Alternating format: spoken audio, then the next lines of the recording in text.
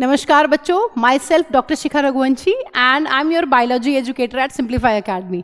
सो बच्चों, आज हमारा chapter number 1 sexual reproduction in flowering plants का ये ऑलमोस्ट लास्ट लेक्चर है। इसमें हम लोग एपोमिक्सिस और पॉलीएम्ब्रियोनी को डिस्कस करेंगे।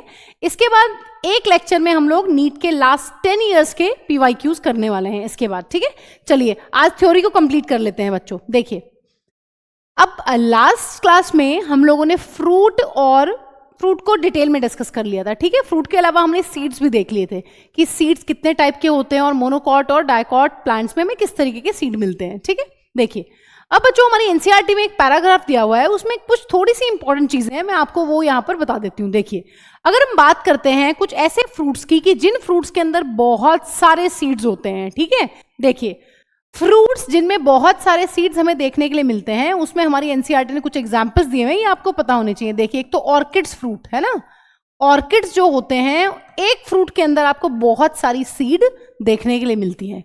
इसी तरीके से बच्चों फीकस के अंदर है ना, जिसमें हमारा अंजीर वगैरह आता है, तो फीकस का अगर आप फ्रूट देखेंगे तो एक फ्रूट के अंदर बहुत सारी सीड्स हमें देखने के लिए मिलती हैं।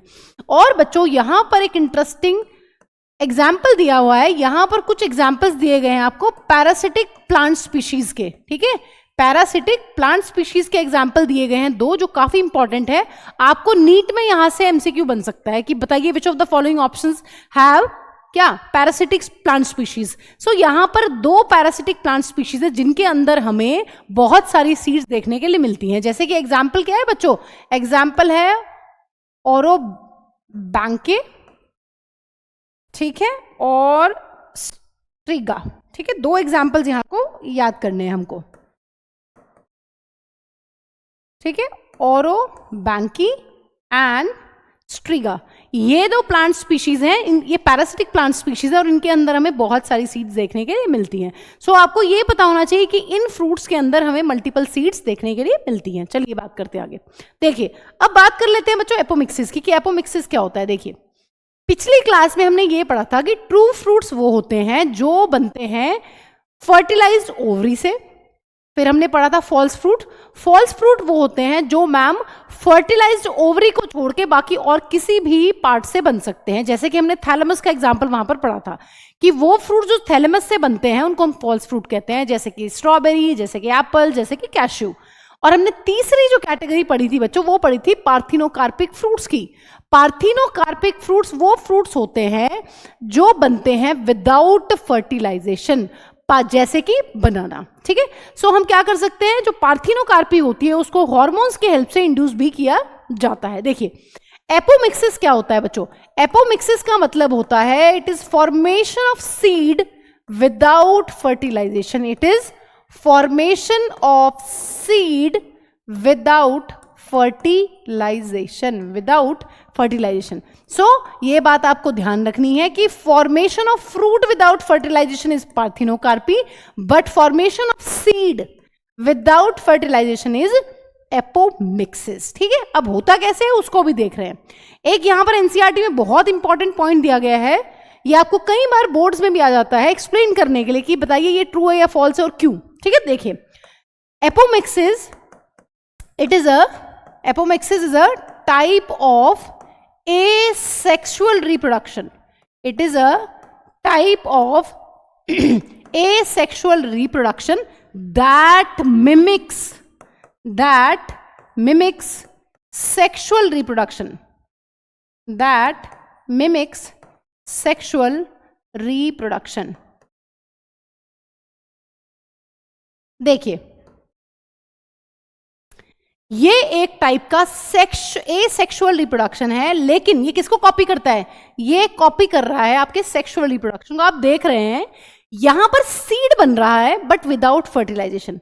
सीड का बनना ये तो मैम प्रॉपर्टी होती है सेक्सुअल रिप्रोडक्शन की, हमने पढ़ लिया है कि जब सेक्सुअल रिप्रोडक्शन होता है फ्लावरिंग प्लांट्स के अंदर, डबल फर्टिलाइजेशन हो जाती है, उसके बाद सीड बनती है और सीड एक मेन बाय प्रोडक्ट है, एक मेन प्रोडक्ट है सेक्सुअल रिप्रोडक्शन का इन फ्लावरिंग प्लांट्स।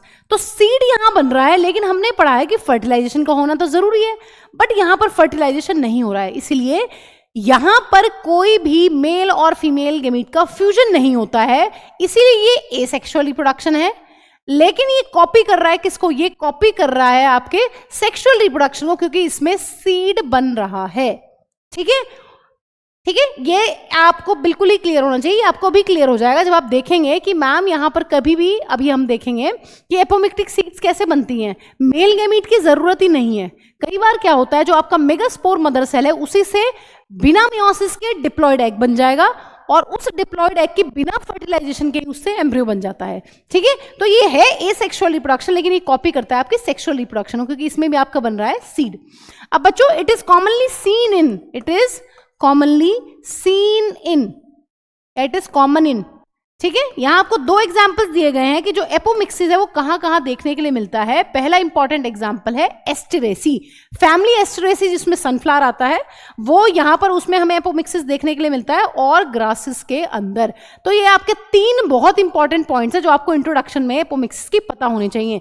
एपोमिक्सिस का मतलब होता है सीड का बनना बिना फर्टिलाइजेशन के। अब सीड बन रहा है तो ये लग रहा है कि जैसे सेक्सुअल रिप्रोडक्शन है, बट ये सेक्सुअल रिप्रोडक्शन नहीं है, ये एसेक्सुअल रिप्रोडक्शन है, बिकॉज यहां पर कोई भी फर्टिलाइजेशन नहीं है। यहां पर हम देखेंगे अभी एग्जांपल्स में कि यहां पर बिना फर्टिलाइजेशन के ही सीड बन रही है। और ये किसमें कॉमन है बच्चों, ये कॉमन है अपना फैमिली एस्टेरेसी और ग्रासेस के अंदर। ठीक है, चलिए अब बात कर लेते हैं कि मैम जो एपोमिक्टिक सीड्स हैं वो किस तरीके से बनती हैं, या एपोमिक्सिस होता किस तरीके से। देखिए, दो मेथड्स हमारी एनसीईआरटी में दिए हैं, दोनों हमें पता होने चाहिए। पहली इंपॉर्टेंट चीज है, हमें थोड़ा सा ओव्यूल का स्ट्रक्चर बच्चों यहां पर पता होना चाहिए। देखिए, ओव्यूल का स्ट्रक्चर हम डिटेल में पढ़ चुके हैं। आपको पता है कि मैम न्यूसेलस की एक सेल होती है जो कहलाती है क्या, मेगास्पोर मदर सेल।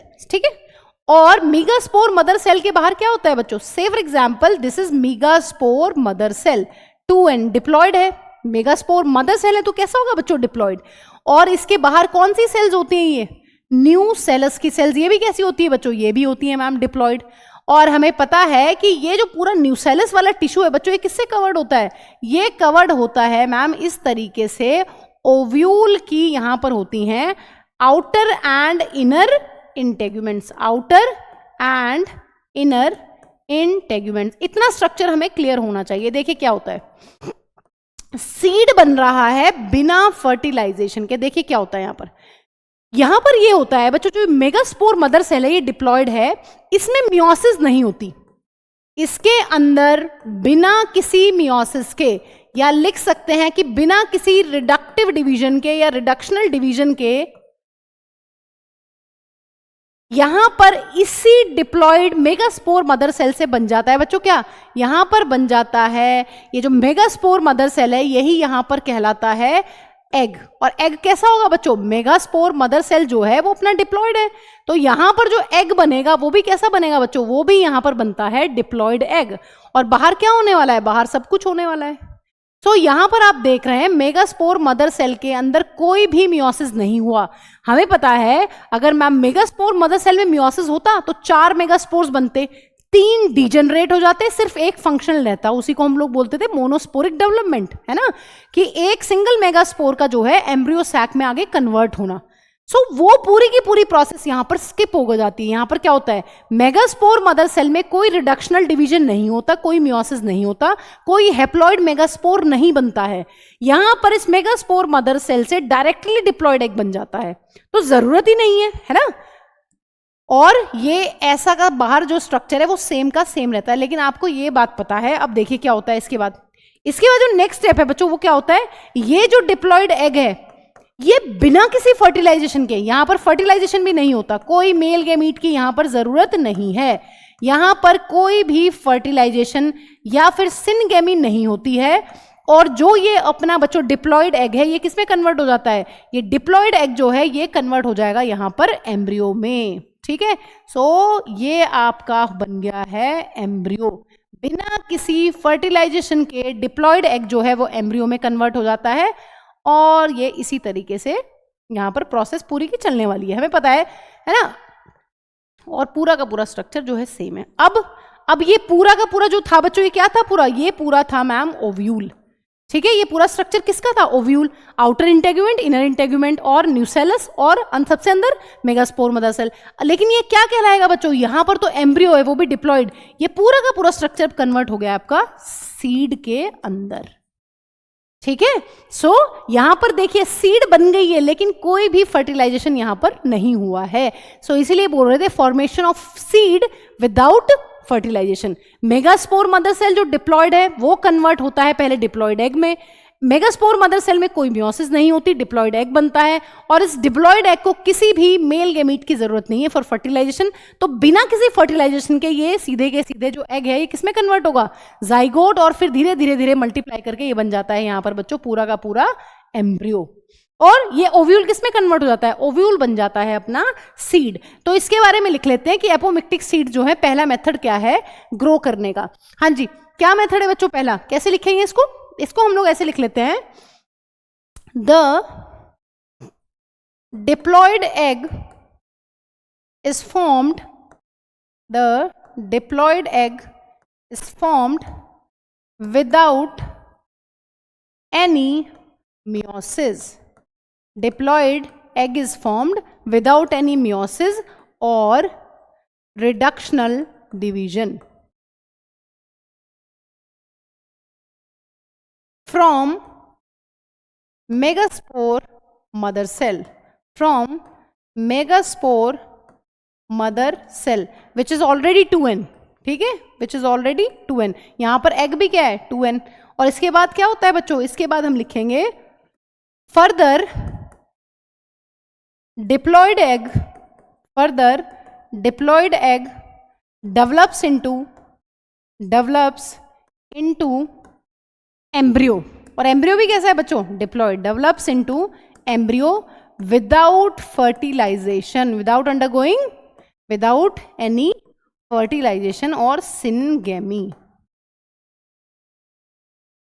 ठीक है। सो पहला मेथड ये है बच्चों एपोमिक्टिक सीड्स बनाने का। सीड्स बिना फर्टिलाइजेशन की कैसे बन रही हैं, एमएमसी डिप्लॉयड है उससे डिप्लॉयड एग बनाया और डिप्लॉयड एग बिना किसी फर्टिलाइजेशन के बना देता है यहां पर एम्ब्रियो। सो जब एम्ब्रियो अंदर बन गया है तो ओव्यूल किसमें कन्वर्ट हो जाता है, अगर हमारे किसी ओव्यूल के अंदर एम्ब्रियो बन चुका है तो उस ओव्यूल को हम ओव्यूल नहीं कहेंगे, वो ओव्यूल अब कन्वर्ट हो चुका है सीड के अंदर।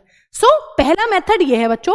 अब डिस्कस कर लेते हैं कि मैम वो दूसरा कौन सा तरीका है जिस तरीके से हम एपोमिक्टिक सीड्स को बना सकते हैं। देखिए यहां पर बच्चों कुछ न्यू सेल्स की जो सेल्स हैं वो पार्टिसिपेट करती हैं एपोमिक्टिक सेल्स सीड्स बनाने में। देखिए हमें पता है सेंटर में क्या होता है बच्चों, सेंटर में मैम यहां पर होता है एम्ब्रियो सैक, है ना, एम्ब्रियो सैक के अंदर सब कुछ होता है जाइगोट वगैरह सब कुछ, ठीक है।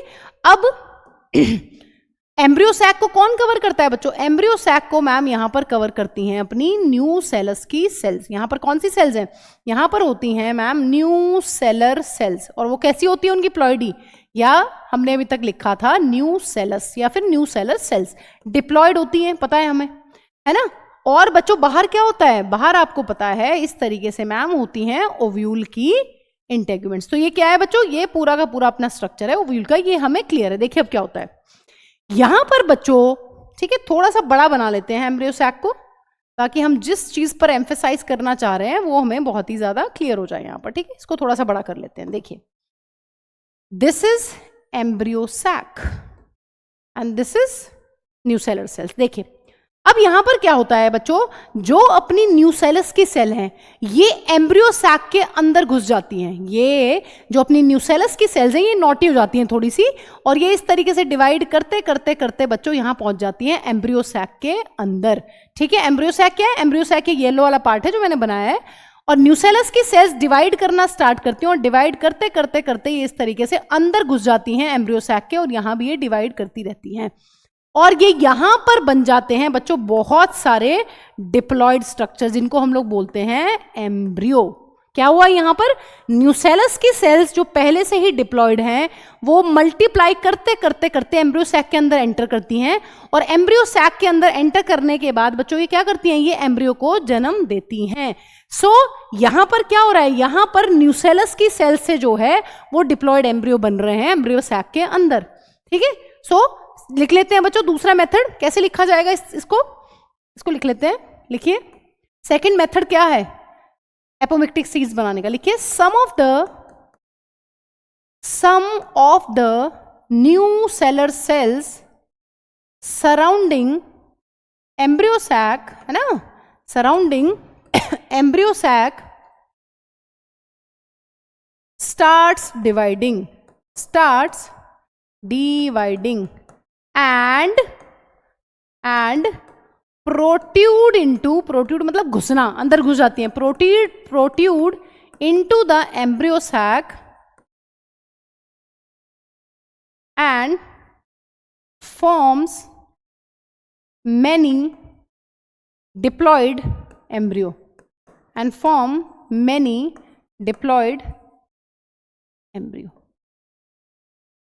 समझे?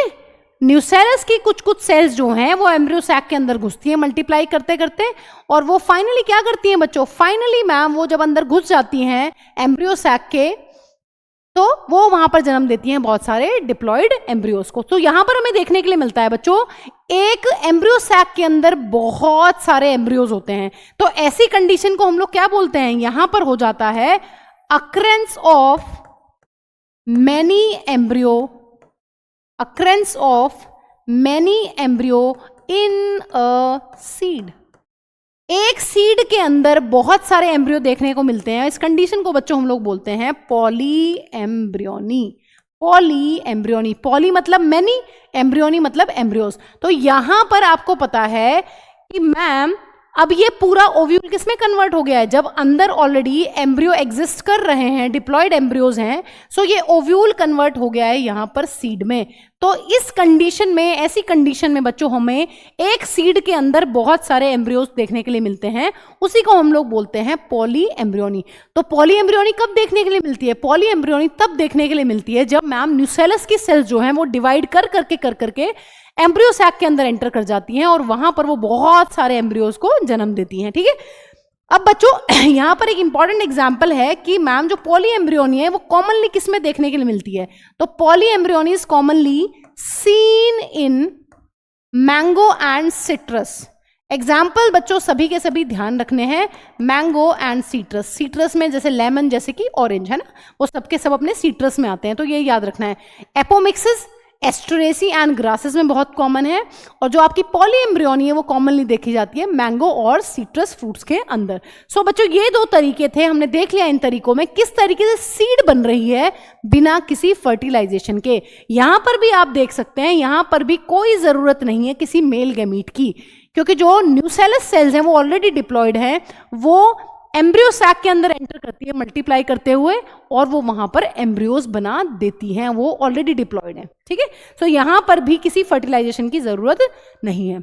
अब बच्चों बात कर लेते हैं एडवांटेजेस और डिसएडवांटेजेस ऑफ हाइब्रिड सीड्स। देखिए पहले ही समझ लेते हैं कि हाइब्रिड्स होते क्या हैं, हाइब्रिड सीड क्या होते हैं। देखिए हाइब्रिड्स हम कैसे बनाते हैं, हमने पढ़ लिया इसी चैप्टर के एक टॉपिक में, आर्टिफिशियल हाइब्रिडाइजेशन है ना। मैंने आपको वहां पे समझाया था कि मान लीजिए किसी दो प्लांट्स के ऊपर हमारा दिल आया हुआ है, एक प्लांट ए है जिसकी हाइट हमें बहुत पसंद है, और एक प्लांट बी है जिसके जूसी फ्रूट्स हैं उस पर हमारा दिल आया हुआ है। देखिए मैंने क्या समझाया था वहां पर, मैंने समझाया था कि से फॉर एग्जांपल एक जो अपना प्लांट है वो बहुत ही टॉल है ना, हम एक ऐसा प्लांट बनाना चाहते हैं जो हम चाहते हैं कि प्लांट ए की तरह टॉल भी हो, और एक अपना प्लांट भी है जो है तो शॉर्ट, बट बच्चों जो फ्रूट्स हैं इस प्लांट के ऊपर वो काफी जूसी हैं, उनमें जो जूस का कंटेंट है वो काफी हाई है। तो बेसिकली हम ये चाह रहे हैं प्लांट ए और प्लांट बी के जो अपने कैरेक्टर्स हैं वो दोनों एक ही प्लांट के अंदर आ जाएं। और ऐसा करने के लिए बच्चों क्या करते थे, ऐसा करने के लिए मैम हम लोग कर रहे थे आर्टिफिशियल हाइब्रिडाइजेशन। आर्टिफिशियल हाइब्रिडाइजेशन जो है वो एक मेथड होता है जिसमें हम दो प्लांट्स का क्रॉस करवाते हैं to get a desired plant, है ना, to get plant of desired characters, है ना, डिजायर्ड कैरेक्टर्स। जिन प्लांट्स पर हमारा दिल आया है कुछ कैरेक्टर्स के लिए, हम चाहते हैं कैसा प्लांट बनाना जिसमें वो दोनों कैरेक्टर्स आ जाएं। तो से फॉर एग्जांपल हम ऐसा प्लांट बनाना चाहते हैं जो बहुत टॉल हो, है ना, येलो प्लांट ए की तरह बहुत ज्यादा टॉल हो, बहुत ज्यादा टॉल हो, और हम ये चाह रहे हैं कि जो इसके फ्रूट्स हों वो बहुत ज्यादा जूसी हो। इस तरीके से हम ये चाह रहे हैं एक प्लांट में ये दोनों कैरेक्टर्स हम देखना चाह रहे हैं, इसलिए हम आर्टिफिशियल हाइब्रिडाइजेशन करते हैं। तो उसके लिए ये जो प्लांट है बच्चों, ये कैसा प्लांट है, ये एक हाइब्रिड प्लांट है, इसकी जो सीड्स हैं उनको बोल रहे हैं हम लोग हाइब्रिड सीड्स। हाइब्रिड सीड्स कहाँ से आई हैं? हाइब्रिड सीड्स मैम सीड्स होती हैं एक हाइब्रिड प्लांट की। तो अब हमें यहाँ पर ये पढ़ना है कि इसकी क्या एडवांटेजेस हैं और क्या डिसएडवांटेज। देखिए एडवांटेज तो हमें साफ साफ दिख रही है कि मैम जो हाइब्रिड सीड्स होती हैं इनके पास हमारे मन चाहे कैरेक्टर्स होते हैं जो हम चाह रहे हैं, लेकिन बच्चों इनकी बहुत सारी डिसएडवांटेजेस भी होती हैं। हमें पता है जब हम एक हाइब्रिड सीड को सो करने वाले हैं, मिट्टी में जमीन में बोने वाले हैं, तो जो इनकी प्रोजेनीज बनेंगे, जो यहाँ से बेबी प्लांट्स बनेंगे, उन प्लांट्स के अंदर बच्चों जो सीड बनेगी उनके अंदर वो कैरेक्टर मिसिंग होगा। सो पहली इंपॉर्टेंट चीज ये होती है बच्चों, hybrid seeds hybrid seeds does not maintain, लिख लेते हैं एक minute, hybrid seeds does not maintain hybrid character, है ना। जो हाइब्रिड सीड्स होती हैं वो हाइब्रिड कैरेक्टर को मेंटेन नहीं करती हैं। इसका क्या मतलब है? इसका मतलब ये है कि farmers have to buy, farmers need to buy hybrid seeds every year, hybrid seeds every year. हर साल फार्मर को जो हाइब्रिड सीड्स हैं वो लेनी पड़ेंगी, वो खरीदनी पड़ेंगी। इसी चक्कर में बच्चों क्या होगा, हाइब्रिड सीड्स जो हैं वो काफी एक्सपेंसिव पड़ने वाली हैं। Hybrid seeds are expensive to the farmer. मान लीजिए कोई किसान है, बहुत छोटा मोटा किसान है बेचारा, तो उसके लिए तो यही बहुत बड़ा काम हो जाएगा, वो किस तरीके से हाइब्रिड सीड्स खरीदेगा, वो भी इतनी कॉस्टली, ठीक है, एक्सपेंसिव है, कॉस्टली है बहुत ज्यादा सीड्स, और हर साल खरीदनी पड़ रही हैं, तो किसान को जो है बहुत दिक्कत आने वाली है। सो यहां पर हम लिख सकते हैं hybrid seeds does not maintain hybrid characters when sown for next generation, है ना, when sown for next generation. यहां पर लिख लेते हैं प्रोजेनी, प्रोजेनी मतलब जो बच्चा प्लांट बनेगा, progeny will not maintain hybrid feature, hybrid feature.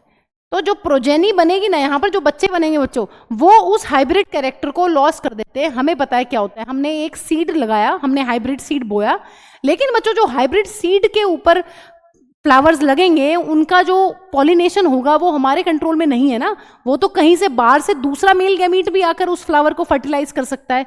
तो जो नए, जो बेबी सीड के प्लांट के ऊपर जो अपने सीड्स लगने वाले हैं, वो हाइब्रिड कैरेक्टर को मेंटेन नहीं करेंगे। इसका मतलब जो हाइब्रिड सीड हमने बोया है उसके प्लांट की तो श्योरिटी हमें है, लेकिन जो फर्दर और सीड्स बनेंगे उनका कोई पता नहीं है, ठीक है, कि वो हाइब्रिड कैरेक्टर को मेंटेन करेंगे या नहीं। तो वो नहीं करते हैं मोस्ट ऑफ द टाइम, ठीक है, तो वो हाइब्रिड कैरेक्टर जो है वो लॉस हो जाता है। दूसरा इंपॉर्टेंट क्या है बच्चों यहाँ पर डिसएडवांटेज की, जो हाइब्रिड सीड्स होती हैं वो किसान को ईयर आफ्टर ईयर जो है बाय करनी पड़ती हैं, और वो एक्सपेंसिव पड़ती हैं बहुत ज्यादा, ठीक है। सो ये दो बातें हमें यहाँ पर ध्यान रखनी है। अब बात कर लेते हैं बच्चों एपोमिक्सिस की। देखिए यहीं पर इंपॉर्टेंट रोल आता है बच्चों एपोमिक्टिक सीड का। एपोमिक्टिक सीड हमने देख लिया है कि मैम एपोमिक्टिक सीड में तो किसी की जरूरत ही नहीं है, एपोमिक्टिक सीड में किसी भी मेल की जरूरत ही नहीं है। यहां पर एक सीड के जो जीन्स हैं वो रीस्टोर्ड है ना, एक सीड है, आपने देखा भी एक एमएमसी था जो डिप्लॉयड था, उसी से एग बना, और उसी से क्या बन गया, उसी से फर्दर एम्ब्रो बन गया। तो वहां पर तो किसी बाहर वाले कैरेक्टर की या किसी मेल गेमीट की जरूरत ही नहीं पड़ रही है। ऐसा ही बच्चों यहां पर इंपॉर्टेंट रोल है। से फॉर एग्जांपल यहां पर कोई भी सेग्रीगेशन ऑफ कैरेक्टर्स नहीं है। यहां पर जब प्लांट बन रहा है किसी एपोमिक्टिक सीड से, सो वो अपने कैरेक्टर्स को रिस्टोर करता है। तो यहां पर सबसे इंपॉर्टेंट रोल जो है एपोमिक्सिस का in the formation of seed वो ये है, देयर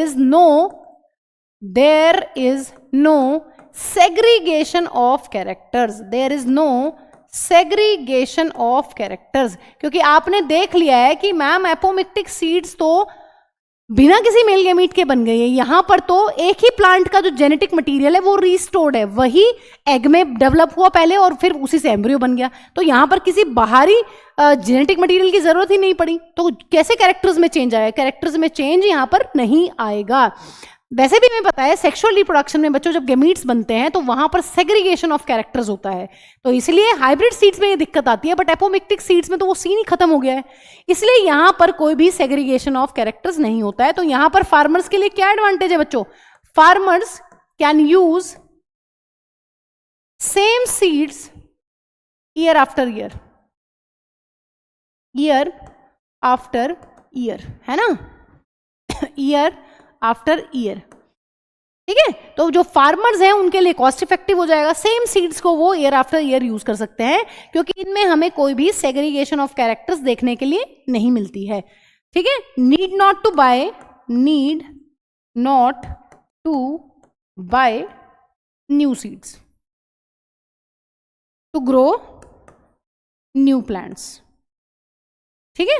सो नए प्लांट ग्रो करने के लिए जरूरत ही नहीं है नई सीड्स की, जो पुरानी सीड्स हैं उनसे ही काम चल जाएगा, क्योंकि वो अपने कैरेक्टर्स को क्या है, सेग्रीगेट नहीं कर रही हैं। तो ये यहां पर बच्चों बहुत इंपॉर्टेंट रोल है एपोमिक्सिस का in seed industry, seed industry.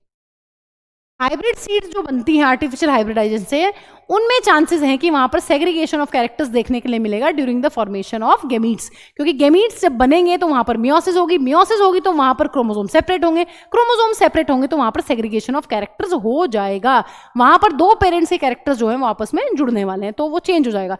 लेकिन एपोमिक्सिस में आपने देख लिया यहाँ पर किसी भी मेल गेमीट की जरूरत नहीं है, तो यहाँ पर एक ही पेरेंट का जो जेनेटिक मटीरियल वो रीस्टोर्ड है, उसी से प्रोजेनीज बन रही है further.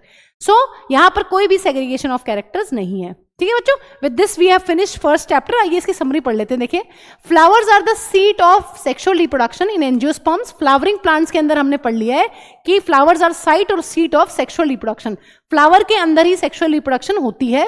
In the flower androecium जो मिलकर बना होता है अपना स्टेमिन से, रिप्रेजेंट्स मेल रिप्रोडक्टिव ऑर्गन, और दूसरा अपना गाइनोशियम है जो मिलकर बना होता है पिस्टल या फिर कार्पल से, it represents the female reproductive organ, ठीक है। ये चीज हमें क्लियर है बच्चों। A typical angiospermic anther is bilobed, dithecous, tetrasporangiate, है ना, ये भी हम पढ़ चुके हैं। Pollen grains develop inside the microsporangia. Pollen grain कहाँ बनते हैं बच्चों, माइक्रोस्पोरेंजिया के अंदर। और एक टिपिकल एंजियोस्पर्म के एंथर के पास हमें पता है मैम 4 माइक्रोस्पोरेंजिया होते हैं। 4 माइक्रोस्पोरेंजिया जो होते हैं बच्चों, कितने लेयर्ड वॉल होती है, 4 लेयर्ड वॉल होती है। सबसे बाहर होती है एपिडर्मिस, फिर एंडोथीशियम, फिर बहुत सारी मिडल लेयर्स, और फिर होती है अपनी टेपिटम। और टेपिटम जो है वो सराउंड करती है माइक्रोस्पोरेंजियम को।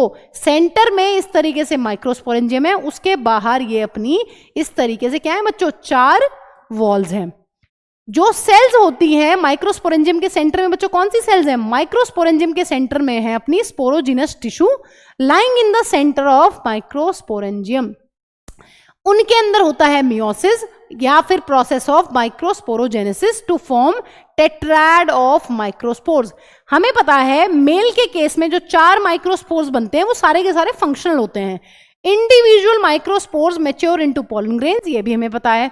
जो माइक्रोस्पोर है वो किसमें मैच्योर करता है बच्चों, वो मैच्योर करता है मैम पॉलन ग्रेन के अंदर। और ये पॉलन ग्रेन जो है किसको रिप्रेजेंट करता है बच्चों, पॉलन ग्रेन रिप्रेजेंट करता है मेल गेमेटोफिटिक जनरेशन को, मेल गेमेटोफिटिक जनरेशन।